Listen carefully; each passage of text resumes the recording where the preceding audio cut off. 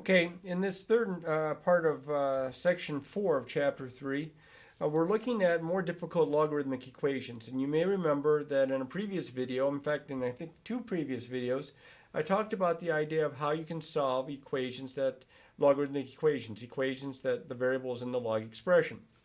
So one way to solve it, and says here, if there's just one log expression that would contain the variable, you want to isolate it. You want to get it all by itself, and then you're going to convert it into exponential form. Remember, the b comes over, knocks the k on up, drop the log, you get m equals b to the k. Then, if this has got your variable, then your variable is where you can get at it. You can't get at it as long as that log is there. You can't divide by log, so you have to convert it into exponential form. Then you solve what's left. And that's how many of the first equations work in this assignment.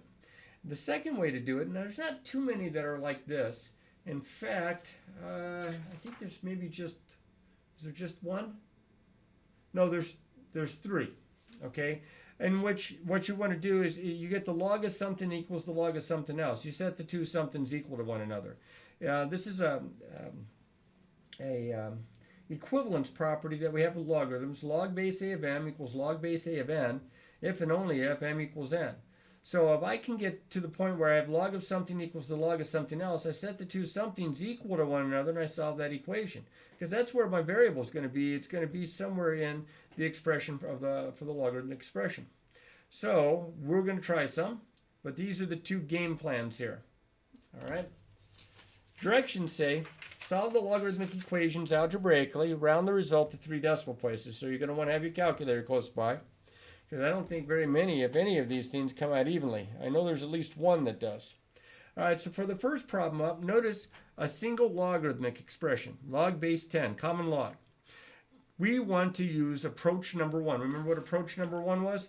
Isolate it, convert it to exponential form, solve. So I want to isolate this logarithmic expression, which means I want to get rid of the 4. So I'm going to divide both sides by 4. Now remember, if it's a base 10 log, you don't have to put the subscript there. If there's no base written down, it's understood to be 10. I'm going to divide both sides by 4. And I have log base 10 of x minus 6 is equal to 11 fourths, which you can change to a decimal. 11 fourths is 2.75 if you want to. You can write this as 2.75. Because now that I've got it as a log and it's all by itself, I'm going to convert this into equivalent exponential form. Remember, the base comes over, knocks the value up as an exponent. Drop the log.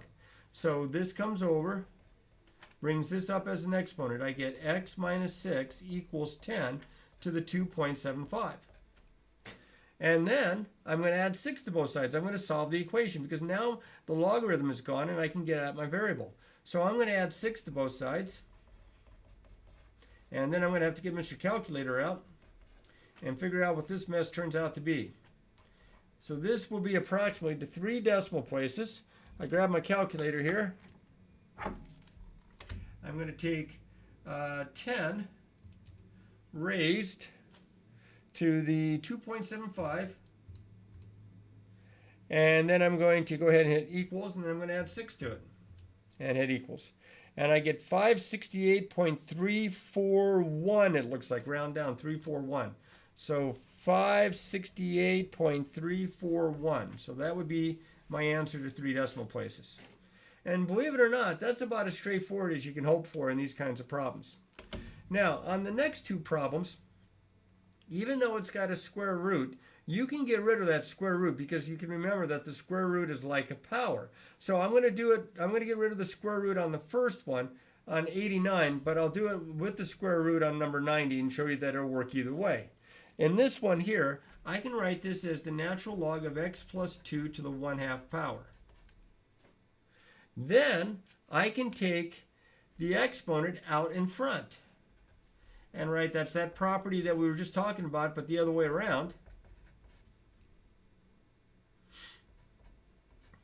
And then I can multiply both sides by 2 to get rid of the 1/2. Because you want to isolate the logarithmic expression. So I get the natural log of x plus 2 is equal to 2. Then, this is base e, convert it. I get x plus 2 is equal to e squared. And then I subtract 2 from both sides. And I get x equals e squared minus 2, which means x is approximately, let me grab my calculator here, e to the second power, let's see, it's e squared. All right, it's, here we go. See if you can see that all right. So it's e, which is right for, on this calculator is right there. So second e to the second power, parenthesis. And then what am I doing? Am I adding 2? No, I'm subtracting 2. And I get 5.389, it looks like, the 3 decimal places. 5.389. There's my answer. Now, of course, the odd ones, you can check your answers in the back of the book to make sure. Now, this problem and problem number 90, as you can see, are almost the same problem. But I'm going to show you how you can work this without having to do this little trick with the exponent. You might like this even better. I'm going to just go ahead, since I've got the log of an expression, I'm just going to go ahead and convert it. I'm going to bring this e over here and write this as the square root of x minus 8 is equal to e to the 5th power. Now, to get rid of the radical to solve for x, I'm going to square both sides. And I'm going to square e to the 5th, which is going to give me e to the 10th. So I have over here x minus 8 equals e to the 10th. That's a pretty healthy number. Add 8 to both sides. I get x equals e to the 10th plus 8, which is approximately, let me grab that calculator again. No way I want to try to do this without a calculator. So I have e to the 10th, right? To the 10th, yep. And then I add 8 to it. And I get 22,034. Here, let me move it over a little bit so you can, I think you can still see this, barely. 22,034 point. Now it looks like 465, but because of the 7, you round up to 466. And there's the answer. You can see I got the same answer, but about the same amount of work either way. Now, the nice thing about this is you don't have to do the little trick with the thinking of this as to the 1/2 power. It's up to you. All right. Next guy up. I am definitely bringing that 2 out in front. It's already there. You might as well take advantage of it. I'm going to write this as 2. The natural log of x plus 1 is equal to 2. Remember, if you have log base b, let's see if I can write that down. Log base b of m to the k, that this is equal to k times log base b of m. It's as if the exponent comes out in front as a factor. So that's what I did with the 2, brought it out in front. Now I'm going to divide both sides by 2. I get the natural log of x plus 1 is equal to 1. Then I have a single logarithm. I'm going to convert it to exponential, bring it over. I have x plus 1 equals e to the 1st, which is just e. And then I'll subtract 1 from both sides. And I have x is equal to e minus 1, or x is approximately, so grab my calculator again, e to the 1st, and then what is it? It is minus 1. So I get 1.718. E to the 1st, minus 1, 1.718 to 3 decimal places. And there's the answer. Now, this one's not much worse. In fact, in some ways, it's very similar looking to problem 91, except in 91, the exponent's on the outside. In 92, the exponent's on the inside. So I can't bring that out in front. Remember, only if it's an exponent for the expression. Okay? So I am going to, first step, convert this into exponential form. Again, a single logarithm. I get x squared plus 1 equals e to the 8th. You can see how important this first step is. The logarithm is gone, and now you can solve for x. I'm going to subtract 1 from both sides. And I get x squared is equal to e to the 8th minus 1. And I'm going to take the square root of both sides.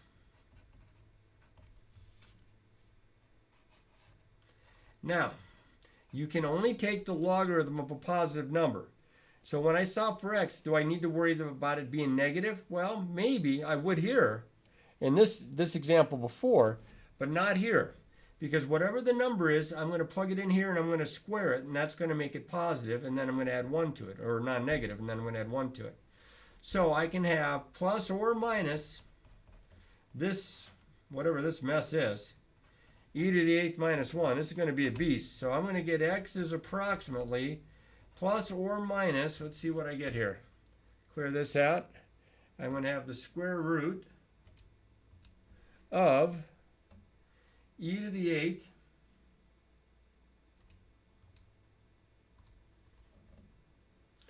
minus 1 parenthesis.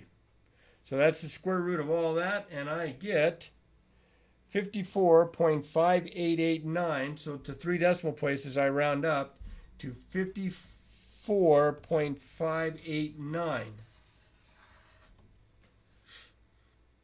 Okay, and it's plus or minus, then plus or minus stays. You always want to check your answers for log equations to make sure that whatever your answer is, when you plug it back in, it doesn't make the logarithm of a negative number. But that's not a worry here, even with the negative, because it's being squared here.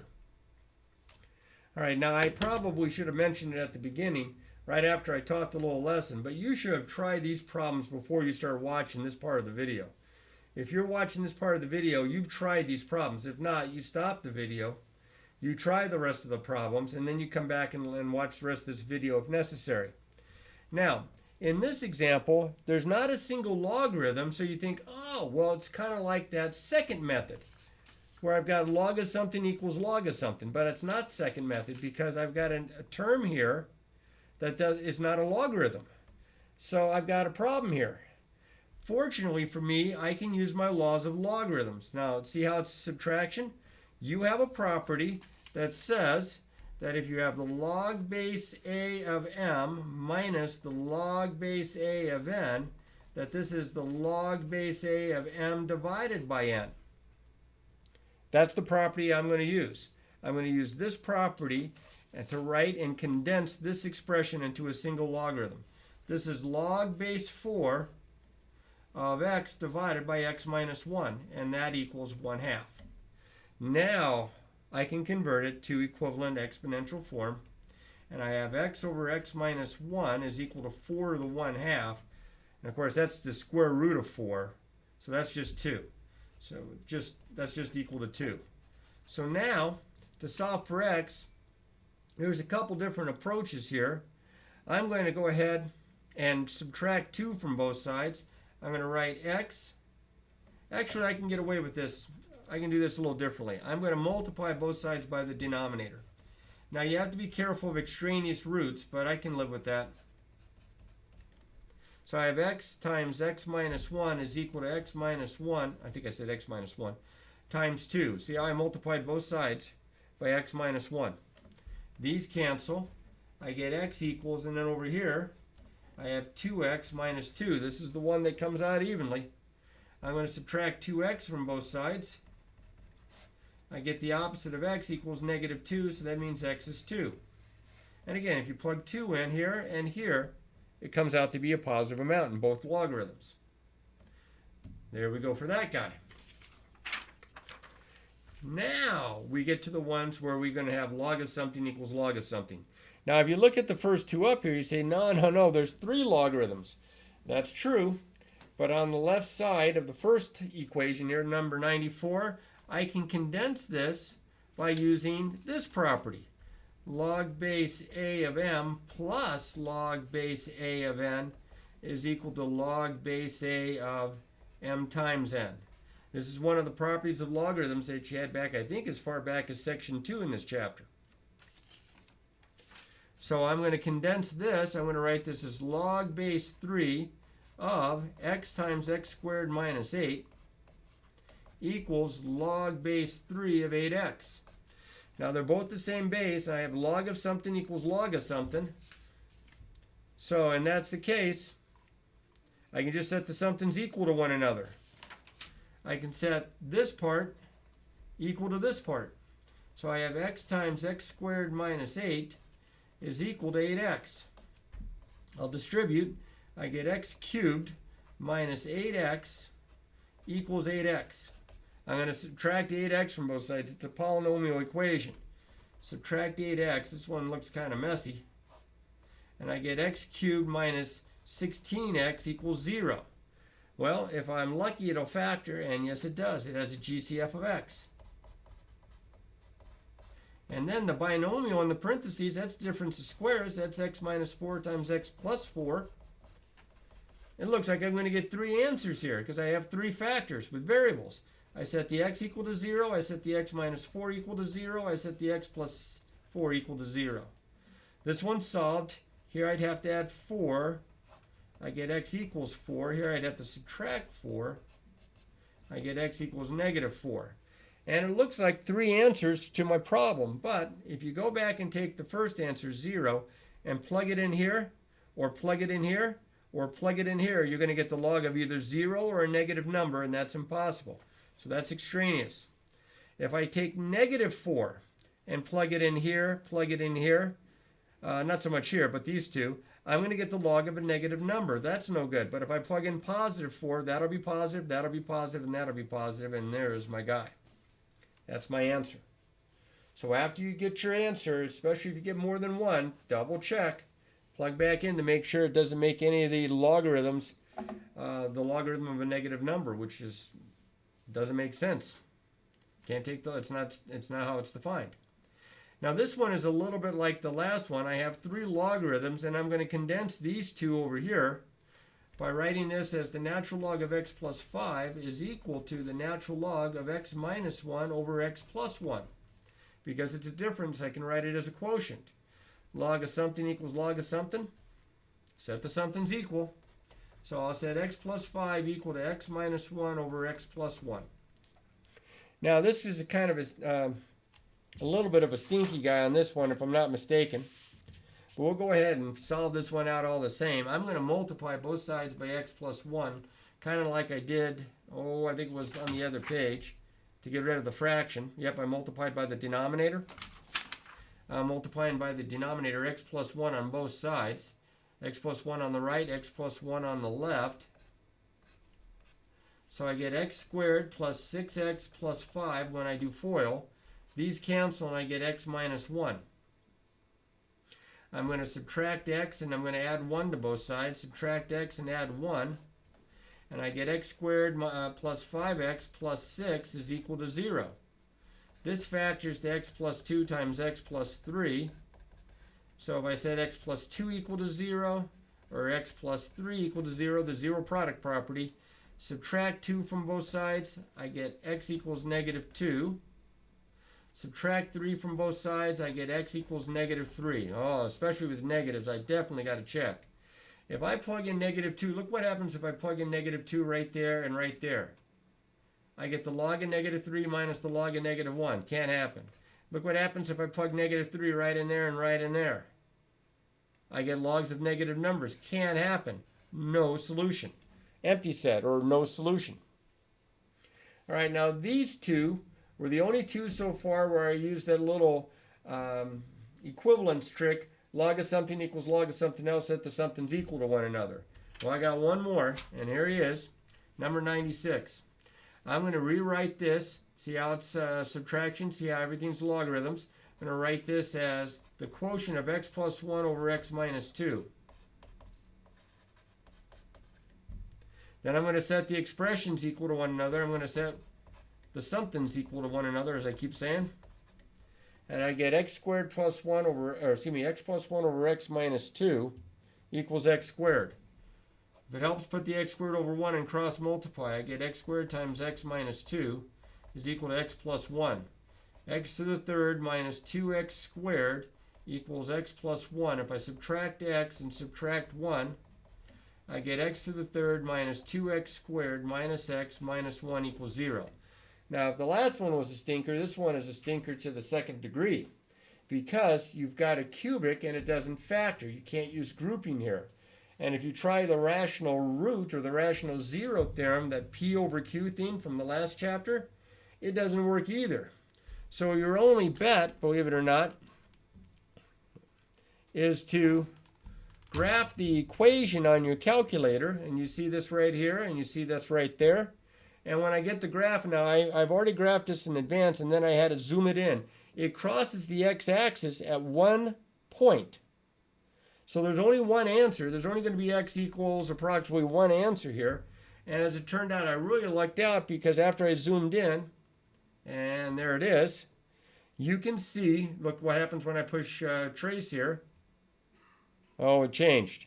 Well, before, when I pushed trace there, that was 0 right there, right smack dab on the nose.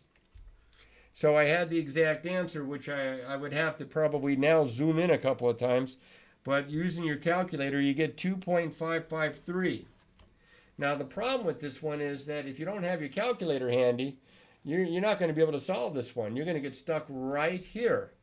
You may not even know if there's one answer or more than one answer, or less. Maybe there's no solution. But with the graphing calculator, you can find it. Okay? This is the only one, if I'm not mistaken, that requires the graphing calculator. All right, now 97 and 98 are very similar problems, and they've got a little bit to them. In that, there's a few steps here. Then you're going to probably kind of grit your teeth here a little bit, but you're going to have to use eventually the quadratic formula. But first things first.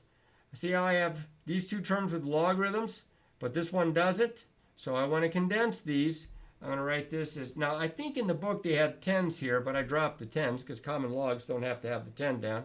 I'm going to write this as the log of 8x over 1 plus the square root of x is equal to 2. And since this is base 10, I get 8x over 1 plus the square root of x is equal to 10 squared, which is 100. I'm now going to multiply both sides by the denominator. And these cancel, so I get 8x is equal to 100 plus 100 square roots of x. So if I subtract 100 from both sides,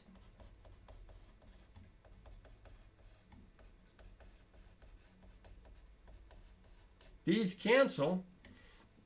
I get 8x minus 100 equals 100 the square root of x. Now, I've got a radical here. I'm going to have to square both sides. But before I do, and I didn't do this the first time, I'm going to divide through by the least common, the greatest common factor of these three terms, which is 4.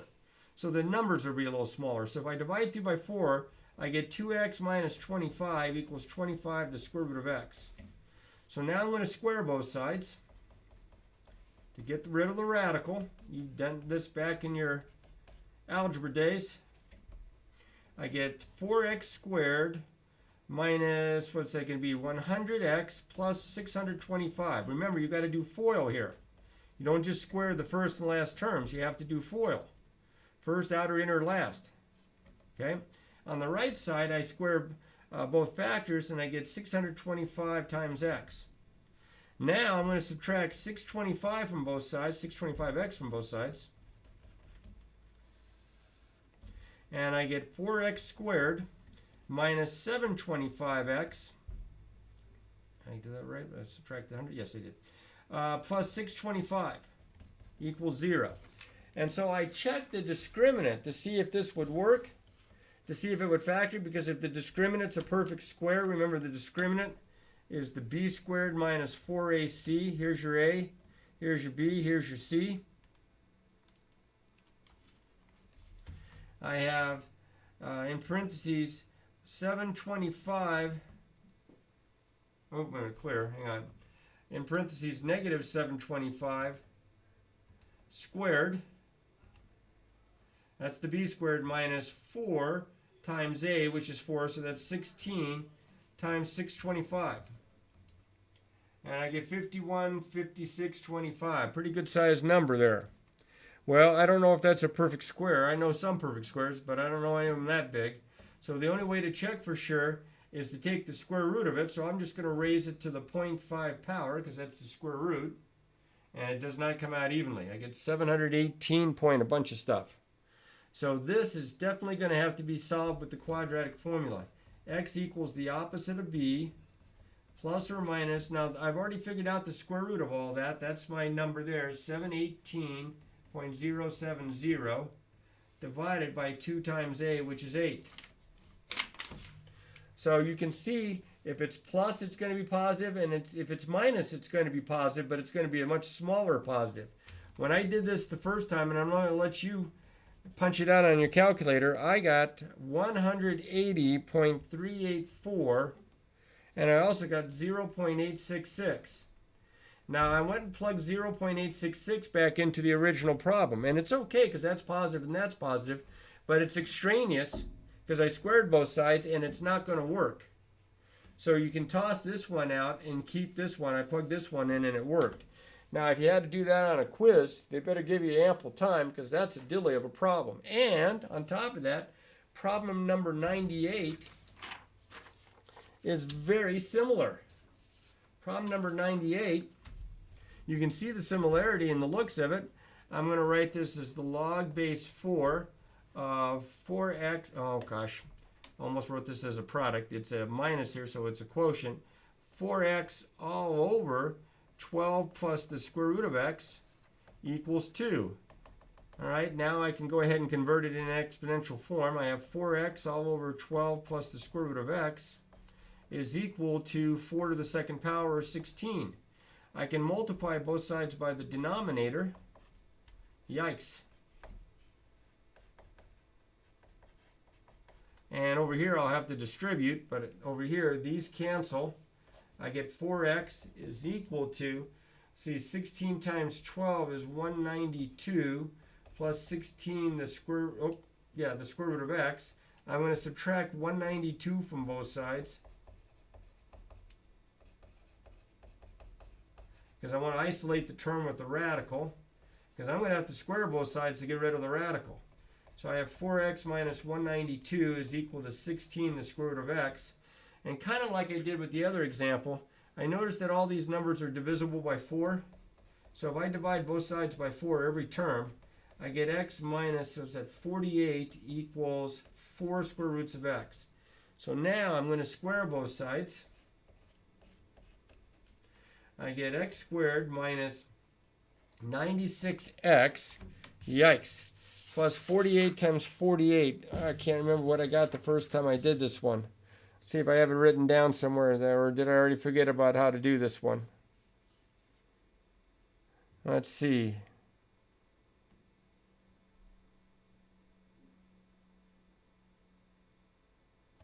I got a feeling I messed up on this problem the first time I did it. Ooh. So that's right, which is 16. I multiplied by that. That's 192 minus, or plus the square. That's right. These canceled out. And then I divided through by 4. I'm going to get something different. I don't know what 48 times 48 is. Good thing I brought my calculator. 2304 plus 2304 equals, when I square this, I get 16x. So I have x squared minus 112x plus 2304 equals 0. Oh, it doesn't factor. I'm pretty sure of that. So I'm going to use the quadratic formula. X is equal to the opposite of b plus or minus the square root of b squared minus 4 times a, 1 times c, 2304, all over 2a, 2 times 1. So I get 112 plus or minus, what a mess. So let's take the square root of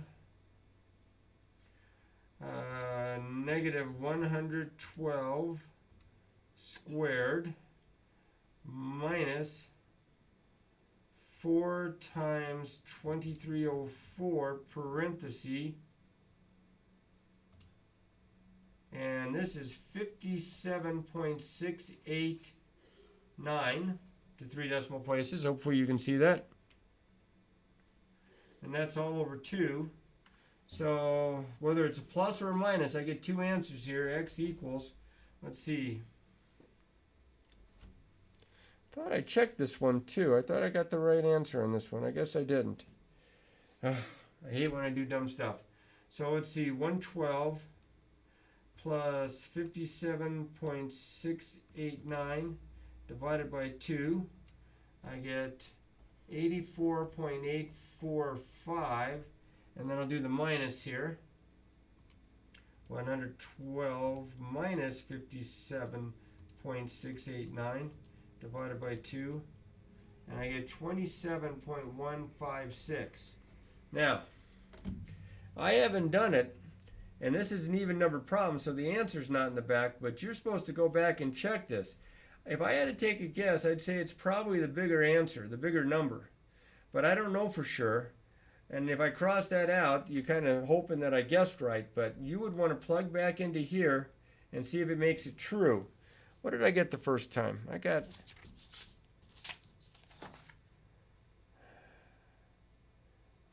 keep thinking that I didn't mess up. That's a 12. Ow! Ow! This is not base 4, this is base 10. Okay, well, it's base 10, and I'm not going to do it all over again because I screwed up. Sorry about that, Aiden, but here it is. So freeze your computer and write this down. Okay, now I'm going to go ahead and finish this off. I cannot believe I screwed that up so badly. I wrote down the wrong problem. Find the time required. By the way, you get two answers there, and I did check it. The small answer does not work. The big answer did. 1146.5. So now, on problem number 117, it has to do with compound interest compounded continuously. So that's this guy. Okay. It says find the time required for a $1,000 investment to double at the interest rate R. Oh, I didn't write down what the interest rate was. That would help. The interest rate for this problem is 0.085. Okay, sorry about that. That would help. For the interest rate R, compounded continuously, and then triple the investment. So let's start with the double the investment. This is your original investment. That goes in for P. The R is the 0.085, and we're looking for the time that it takes. The time for it takes to do what? To double. So if we start with 1,000, it doubles, it's 2,000. Now I'm going to divide both sides by 1,000. I get 2 equals e to the 0.085t. If it helps you, flip-flop the sides. Take the natural log of both sides because they're inverse functions. These kind of undo one another, and you just get the exponent. I got to take the natural log of both sides. 0.085t equals the natural log of 2. Divide both sides by 0.085.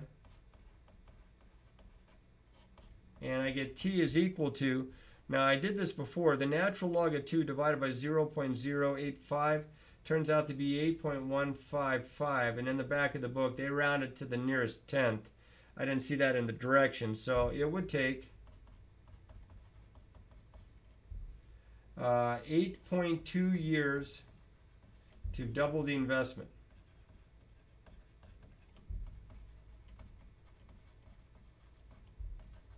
It's a story problem. Write out your answer in a sentence. Now for part B, this is part A here.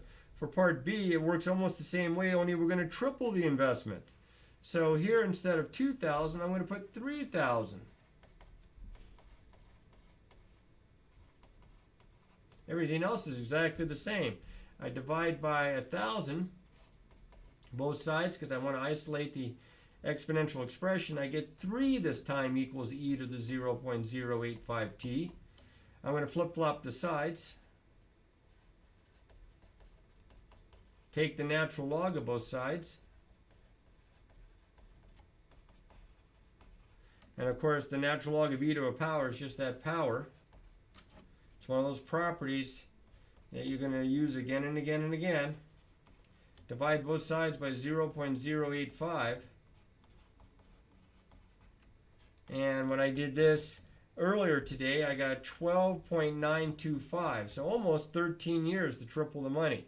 So for part B, it will take about, I'm going to round it to the nearest tenth, 12.9 years to triple the investment.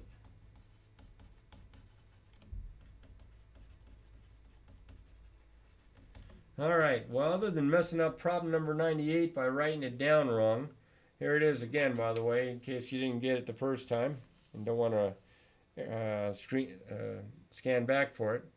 I think that should pretty much cover it. Now, I know some of these are a little tougher than others, especially the last couple three problems. So if you're not sure, just, ask me, and I'll help you out with that. Practice, practice, practice.